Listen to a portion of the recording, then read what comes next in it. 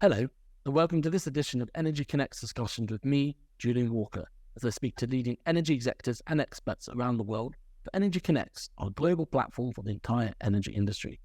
Today, I'm delighted to have joining me David Larssen, CEO Proserv, and Steve Aitken, founder of Intelligent Plant. Thank you so much for joining me today. Thanks. Thank you. Good to be here. Now, let's get straight into the episode. David, Steve, your two companies have been working together now for a couple of years. David's one is a global supply chain company of long standing over decades. The other is a relatively new startup and digital disruptor, Steve. So quite different profiles.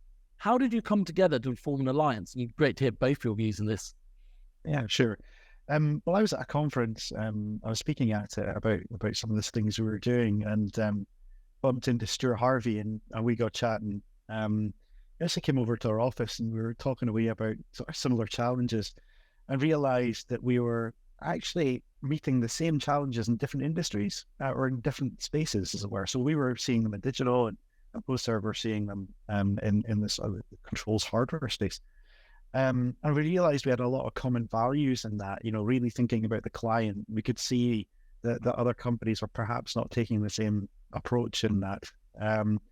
It felt really great talking in those early days, and the way that we realized that we weren't alone in trying to do the right thing. It sounds obvious that companies would do this, but we were surrounded by people that we felt weren't, and it was great to find someone else that was in the same space.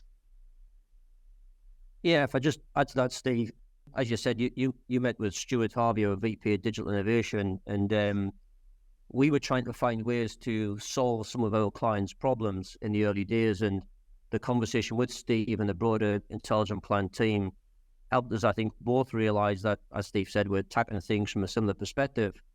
I think what was interesting about this journey was, as Steve and I got to know each other a little bit better, it was really about building up a trust and trying to understand the different set of values in the two organizations, which actually are remarkably similar. Yeah. Because as you rightly said, Julian, with two companies of quite different size and scale, it will be it's often very difficult for the two companies to work together as a true partnership. And so Steve and I and the teams probably spent a lot of time, working on that, establishing the right grounds so that there's trust felt at all levels of both organizations to give us a solid platform, to move forward.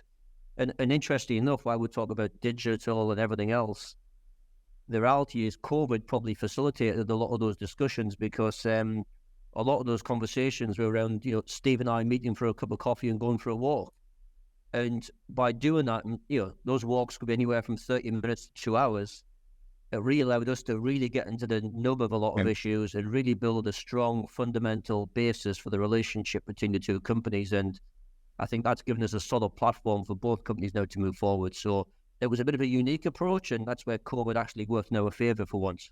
Yeah, so I often wonder if we'd been in a meeting room, would it have broken down the same barriers as, let's meet up, go grab a coffee, go for a walk in the sun or the rain, and chat about things. Yeah, it was really nice. And you're right, I'm not sure if the situation would be different if it would have been the exact relation. Yeah. I'm certainly not convinced we would have got there any quicker. I think the way we did it actually accelerated that process. Agreed. Yeah. That's really interesting, guys. And yeah, very interesting how the unique approach you guys coming together. Could you tell me, in your both your views, what Proserv and Intelligent Plant can do together that you felt you couldn't do separately? Yeah, I mean, so from Intelligent Plant's perspective, we don't do any hardware, and we're a pure software company, but all the software is looking at hardware.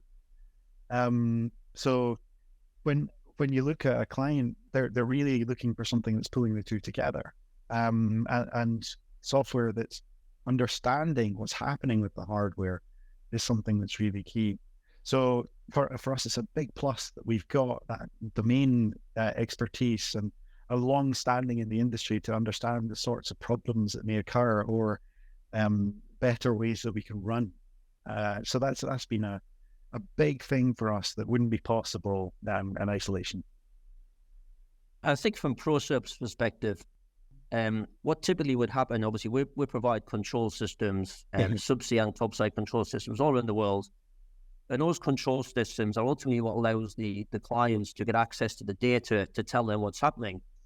And inevitably, what would happen was an alarm would trigger, the customer would call Proserv, they would give us access to their firewall to show the data, and then we would tell them what went wrong. And we were kind of having these conversations with 2 or 3 different customers saying, this is a bit crazy. Why do you only call us when there's an alarm triggered and you've got a problem? If you give us access to the data before you've got a problem, we can be proactively monitoring and observing that data and potentially tell you before the alarm triggers, before you have a big problem. And Intelligent Plant Solutions was a big part of getting our customers comfortable that we could pull it out the right way, maintain the integrity of the data, obviously being cognizant of the whole data security issues, and present it in a way that helps them make proactive decisions before the alarm triggers. And we would have struggled to do that on our own. And it's totally transformed the relationship and the conversation we're having with a number of clients today. Yeah, I would say now it almost feels like we're one unit and we're working together.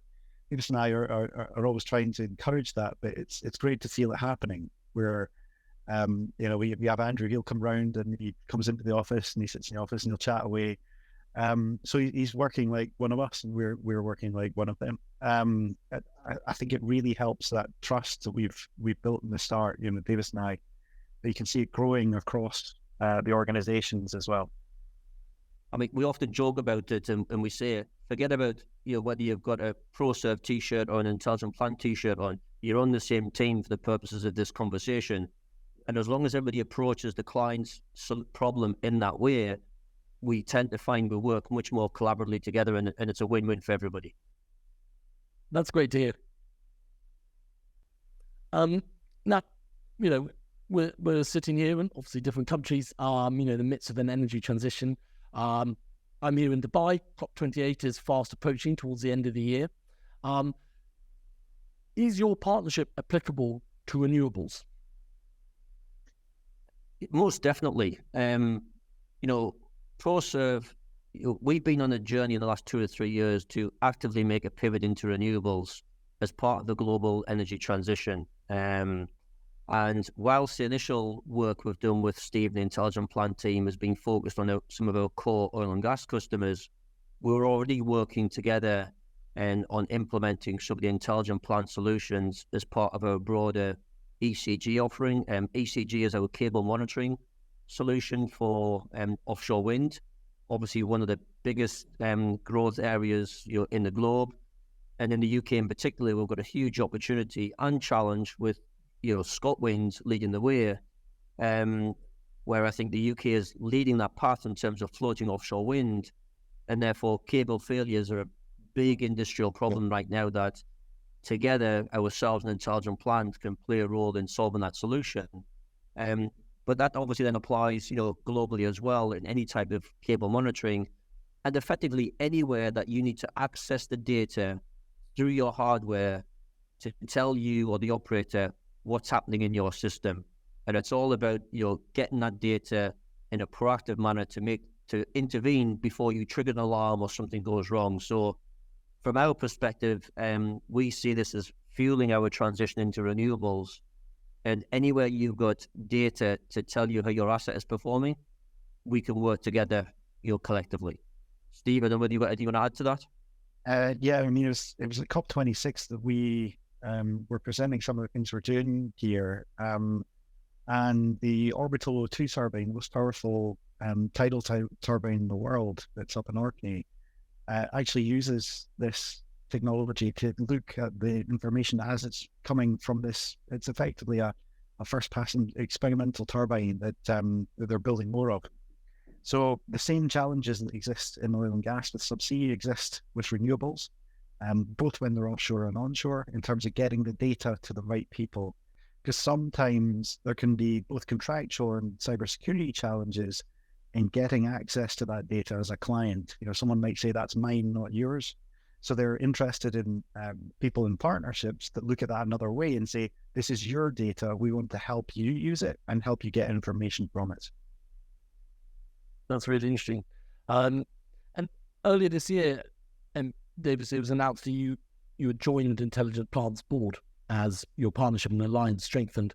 What was the thinking behind that, and what are the mutual benefits that brings? And obviously, we've heard so far in the interview how the trust and the working relationship has sort of grown. You want to go first, Steve, or do you want me to? Well, yeah, I mean, it was almost a natural transition. You know, we spoke about how when we would go on those walks, we'd be talking about the way the companies are working. And Davis has a completely different and very valuable view on the way that the company runs. You know, as someone who's involved in a much larger company and has worked with smaller companies as well, he's got a unique viewpoint that's incredibly valuable and insightful for us to use.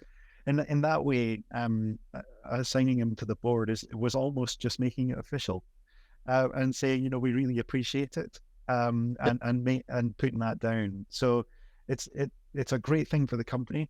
You know, it shows the commitment on both sides that we are committed to what we're doing here, that the trust is in place, and it's a very good demonstration of that from my perspective. Yeah, and I think what I'd say first of all, Julian, I was incredibly honoured, obviously, when Steve, you know, asked me to join the board. You know, from my perspective, you know, we've got a strategic alliance. The two companies are inextricably linked on this journey we're going forward. And therefore, you know, if Intelligent Plant is successful, then by definition, Proserv is successful in this area as well. So, you know, I've been lucky enough in my years to have a lot of different experiences. So being able to, you know, play a part with Steve and the team to help them on that journey, help them mature as a business, I think is critical. But I think it also had the benefit of sending a very clear message to both organizations and the rest of the teams that, you know, we are conceptually aligned and tied together at the top level, and therefore give everybody underneath us on both sides the comfort to act in that same way as well, and not think too much of the Proserv versus Intelligent Plant. We're actually working in this as one team. So, you know, a relatively small decision, you could say, but it's had a huge impact, I think, on both organizations in terms of reinforcing the trust and the behaviours that we expect the people in our teams to display every day as we move forward together. That's great to hear, Davis. And, you know, just before we go, obviously coming up, halfway through the year, I obviously mentioned COP28, but also what's your outlook then with the partnership going forward for the rest of the year? Quite positive, I would say. Yes, it is. I mean, we have a quarterly review meeting, and we just had it actually. And it's reassuring to hear of so many opportunities that the teams together are working on. There's probably, you know, there's 2 active projects that we're working on together now with 2 customers, a leading independent in the Gulf of Mexico and one of the global operators in the UK. But there's about 6 or 7 of the opportunities that we're in early stage conversations with various clients around the world that we're working on together, in addition to what I referred to earlier that we're working on with the ECG solution, bringing in Intelligent Plant solution. So I think it's very quickly going to get to the point where we need to look to strengthen the team further to support the development of that work. On the strengthening the team point as well, Proserv leapt in on a thing we had called the Inform Prize, where we would take university students' projects and present them to industry. Initially, we did that as a closed event. It was actually so that we could hire the best students. And then we realized that nobody else knew about these projects. And so we made an event for people to come and see. So Proserv have been supporting us on that. And actually, we're looking at the possibility of trying to do one in UAE as well, to help get local talent into the organization. Great. Well, look forward to hearing more about that. I just want to thank you both, Davis and Steve, for joining me today and talking about, you know, the alliance and where it's going to go. Exciting times. Great. Excellent. Thank you for the opportunity, Julian. Thanks everyone for watching, and I look forward to bringing you more engaging discussions soon.